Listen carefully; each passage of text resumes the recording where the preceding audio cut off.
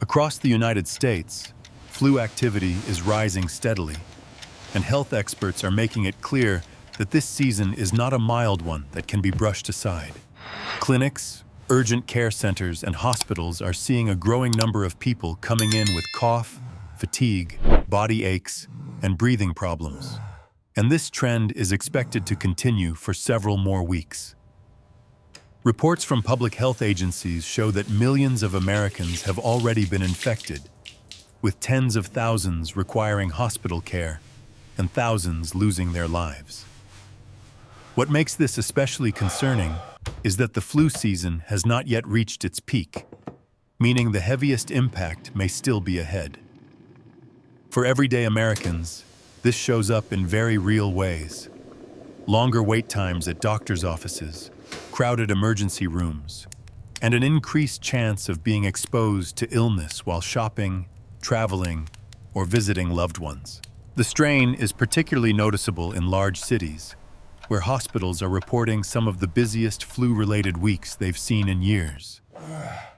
The dominant flu strain circulating right now is spreading quickly, and while many people think of the flu as something they've dealt with before, this season is proving to be more aggressive than what many remember.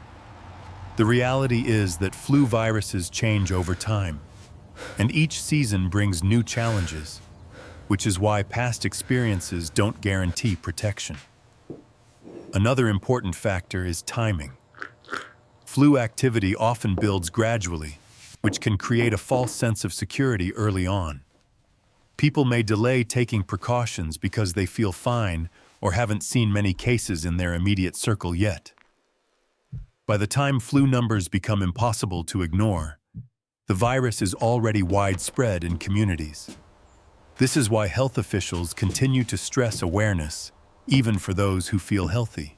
Everyday routines like grocery shopping, attending community events, or riding public transportation now carry a higher risk of exposure than they did just weeks ago. For many Americans, especially those living with family or caring for grandchildren, this rise in flu cases affects not only personal health, but also daily responsibilities and peace of mind. Schools, workplaces, and healthcare systems all feel the ripple effects, creating a cycle where illness spreads faster and resources are stretched thinner. Understanding that the flu season is actively intensifying helps people make smarter choices before they are forced to react to illness. This isn't about panic or fear. It's about recognizing that the situation is unfolding now, not later. When people understand that flu activity is climbing and hasn't peaked yet, they're better prepared to protect themselves, adjust routines, and take early steps that can prevent serious problems down the road.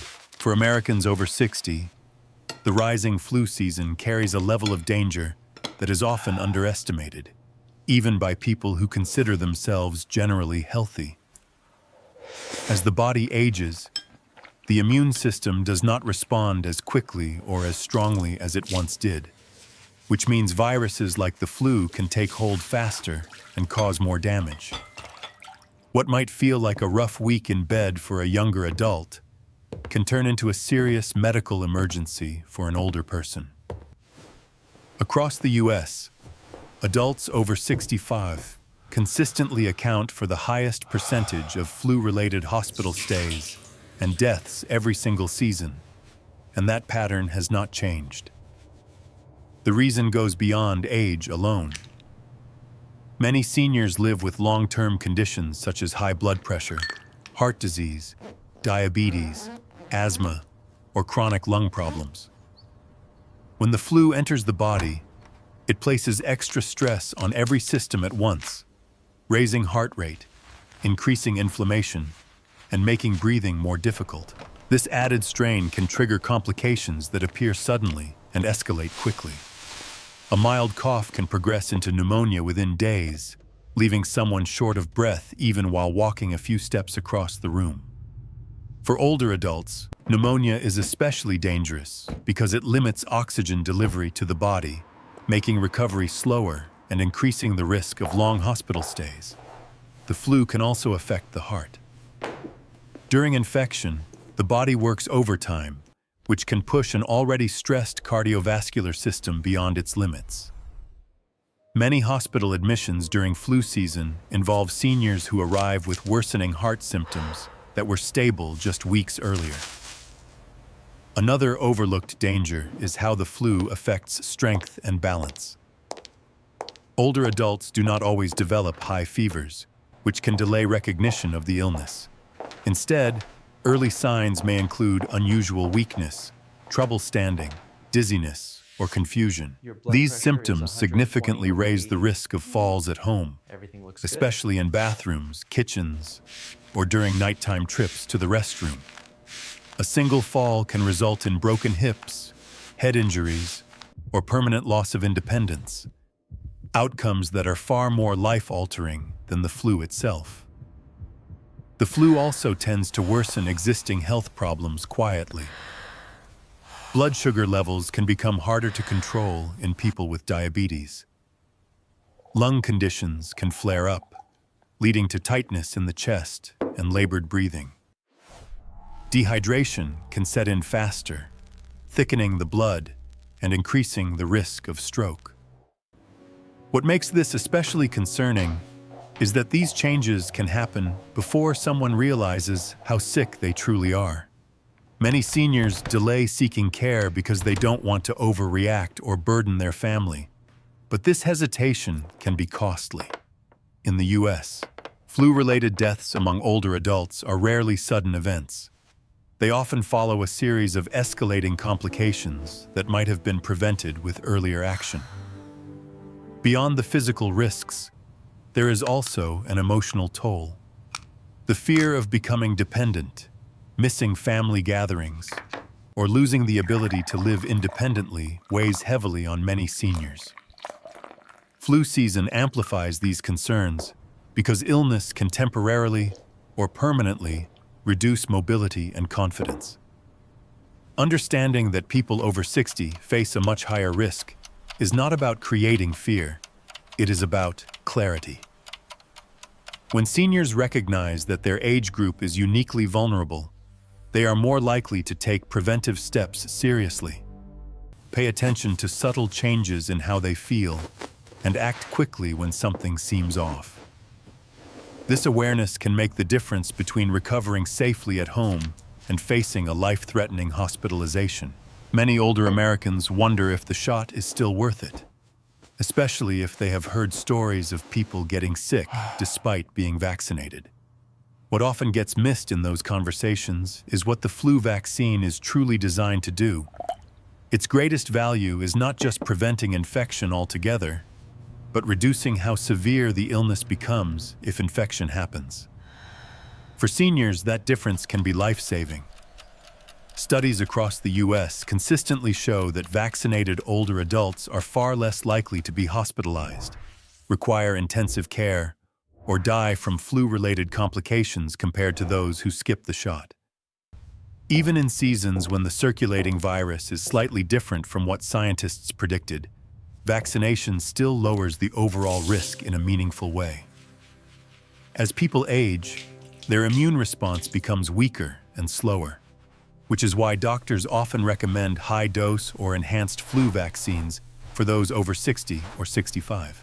These versions are designed to give the immune system a stronger signal, helping the body recognize and fight the virus more effectively. For many seniors, this added protection can mean the difference between managing symptoms at home and facing a long hospital stay. Another important point is timing. Some people believe that if they didn't get vaccinated early in the fall, it's too late to bother. In reality, flu activity often continues well into late winter and even early spring. Getting vaccinated later still provides protection for the remainder of the season. While it takes about 2 weeks for immunity to build fully, that window is still far better than having no protection at all. For older Americans who regularly interact with family, attend community events, or visit medical offices, vaccination adds a critical buffer against severe illness. The flu vaccine also has benefits beyond preventing flu complications alone. Research has shown that vaccination can reduce the risk of flu-related heart problems, which are a major concern for seniors with a history of heart disease or high blood pressure. When the body is fighting infection, the heart works harder, and vaccination helps lower the chance that this stress will trigger a serious cardiac event. This is especially relevant in daily American life, where many seniors aim to stay active, care for grandchildren, or live independently. A severe flu episode can disrupt all of that in an instant. Another reason vaccination matters is how it affects the healthcare system as a whole. During busy flu seasons, hospitals and emergency rooms can become overwhelmed. Seniors who avoid severe illness through vaccination are less likely to face delays in care or crowded facilities when they do need medical attention. This indirectly protects quality of care for everyone. Some older adults worry about side effects, but most reactions are mild, such as a sore arm or brief fatigue, and they fade within a day or two. Compared to the risks of flu complications, these effects are minimal. Choosing to get vaccinated is not about chasing perfection or assuming it guarantees you won't get sick. It's about stacking the odds in your favor. For Americans over 60, the flu shot is a practical, proven step that supports staying out of the hospital, protecting independence, and reducing the chance that a seasonal virus turns into a life-altering event. Many seniors in the U.S. are used to waiting it out, hoping a few days of rest, soup, and over-the-counter medicine will be enough. That approach can be risky at this stage of life. The flu behaves differently in older bodies. Symptoms may start quietly, without a high fever, and by the time it feels serious, the virus may already be placing heavy strain on the lungs, heart, and entire system. This is why doctors stress the importance of seeking care within the first 24 to 48 hours of flu symptoms. That short window matters. When antiviral medications are started early, they can shorten how long the illness lasts, reduce how intense the symptoms become, and most importantly, lower the risk of hospitalization and life-threatening complications. For seniors who value staying independent and avoiding long hospital stays, this early step can make a meaningful difference.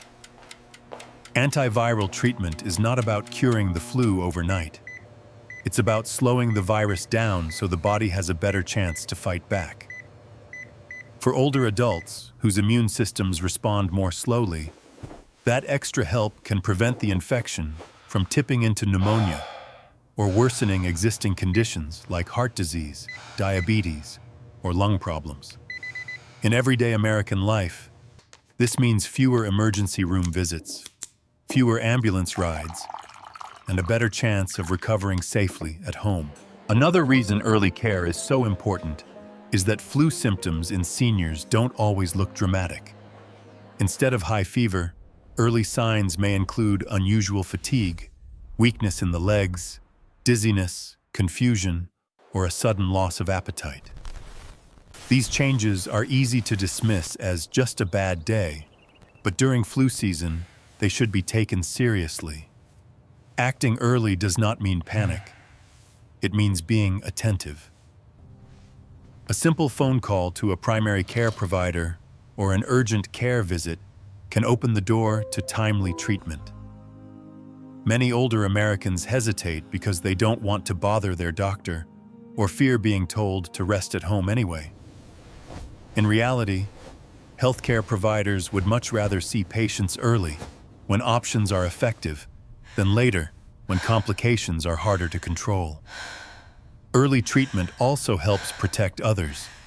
Reducing the severity and duration of illness lowers the chance of spreading the virus to a spouse, family member, or caregiver. This is especially important in multi-generational households or senior communities. Preparing ahead of time can make early action easier. Keeping a doctor's phone number visible, knowing where the nearest urgent care is, and having transportation options planned removes hesitation when symptoms begin. For Americans over 60, recognizing that early treatment is a strength, not an overreaction, can change outcomes. Acting quickly turns flu care from a crisis response into a proactive decision that protects health, independence, and peace of mind. If there is one piece of personal advice worth acting on immediately, it is this. Stop thinking of flu prevention as something complicated or medical, and start treating it as part of your everyday routine, just like making coffee or locking the door before bed. Begin with vaccination if you haven't already. Even late in the season, the flu shot can still reduce how severe the illness becomes. It's not about perfection. It's about lowering risk. Think of it like wearing a seatbelt. You may never need it, but when you do, it can save your life. Next, make hand hygiene automatic. Wash your hands with soap and water for at least 20 seconds after coming home, before eating, and after being in public places. Keep a small bottle of hand sanitizer by the door or in your car so you don't have to think twice. This single habit blocks one of the most common ways the virus enters your body. Wearing a mask in crowded indoor spaces is another small choice with big payoff. Clinics, pharmacies, buses, and packed stores are high-risk zones for seniors. A mask may feel inconvenient, but it can spare you weeks of illness or a hospital stay. Avoiding close contact with people who are coughing or sick is not rude. It's smart. You don't owe anyone your health. Prioritize your immune system daily by sleeping 7 to 8 hours a night, drinking water regularly throughout the day, and eating balanced meals with protein, fruits, and vegetables. Dehydration and poor sleep quietly weaken the body's defenses, making infections hit harder. If you have chronic conditions like high blood pressure, diabetes, heart disease, or lung issues, stay consistent with your medications. Never stop or change them on your own when you feel sick.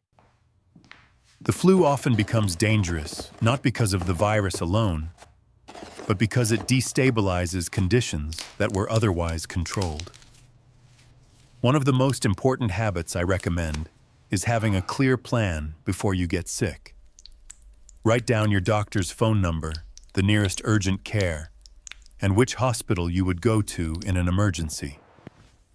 Put it on the fridge or by your phone. This removes hesitation when time matters. Finally, promise yourself that you will act early. If you feel unusually weak, confused, dizzy, or exhausted during flu season, don't wait.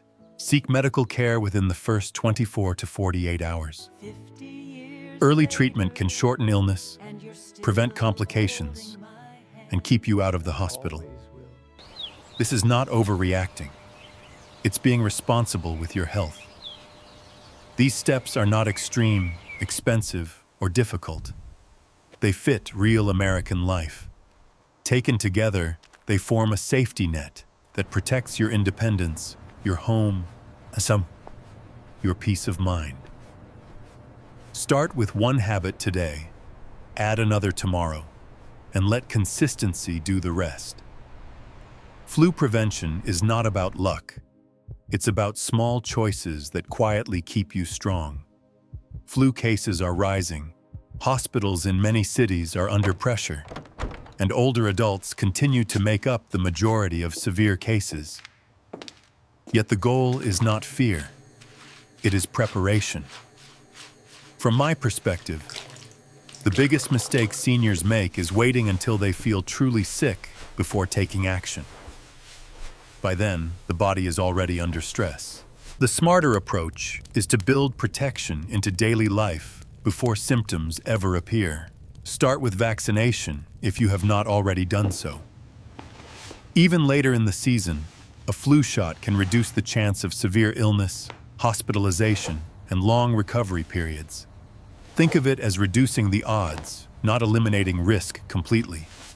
That mindset alone helps people act instead of hesitating. Next, treat hand washing like a non-negotiable habit. Soap and water for 20 seconds after coming home, before meals, and after being in public spaces is one of the simplest and most effective defenses. Keep hand sanitizer in your car, purse, or jacket pocket, so there is no excuse to skip it. These small routines quietly block the virus before it ever reaches your body. Wearing a mask in crowded indoor places is another practical layer of protection, especially in clinics, pharmacies, buses, and grocery stores during busy hours. This is not about politics or panic. It is about acknowledging that flu viruses spread easily through the air and that older immune systems need extra support. Avoiding close contact with people who are coughing or sick is not being unfriendly. It is being responsible. You are protecting your independence, not just your comfort. Daily habits matter just as much as these preventive steps. Aim for 7 to 8 hours of sleep each night. Drink water steadily throughout the day instead of waiting until you feel thirsty. And eat balanced meals with enough protein, fruits, and vegetables to support your immune system. Dehydration and poor sleep quietly weaken your defenses and make recovery harder if you do get sick.